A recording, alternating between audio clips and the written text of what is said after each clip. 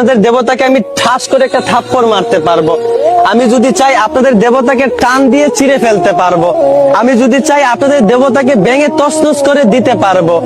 এ বাংলাদেশি শুয়োরের বাচ্চা, তোরা পারবি আমাদের মূর্তি ভাঙতে, আমাদের ঠাকুরের ছবি ছিঁড়তে, কিন্তু আমরা শুধু মূর্তি পূজা করি না, আমরা অগ্নি পূজা করি, দম থাকলে ছুঁয়ে দেখা। আমরা জল পূজা করি, দম থাকলে শুকিয়ে দেখা। তোমরা সূর্য পূজা করি, দম থাকলে সূর্যের কাছে গিয়ে দেখা। আমরা ধরিত্রী পূজা করি, দম থাকলে চলাফেরা বাদ দিয়ে দেখা। আমরা অন্ন পূজা করি, দম থাকলে না খেয়ে থেকে দেখা। তোমরা যদি এতই দম থাকে, আমরা যেগুলো কথা বললাম ওগুলা মিটিয়ে দেখা। আরো তো কিছু আছে, ওগুলা বলেই নেই, তো যেটা বললাম ওটাই তোরা মিটিয়ে দেখা।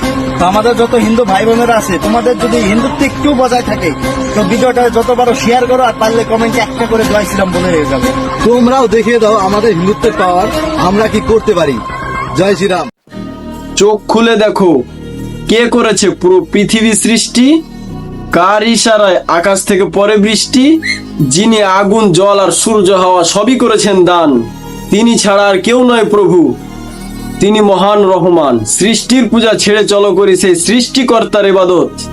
একমাত্র আল্লাহর পথেই মিলবে দুনিয়া ও আখিরাতের প্রকৃত হেদায়েত।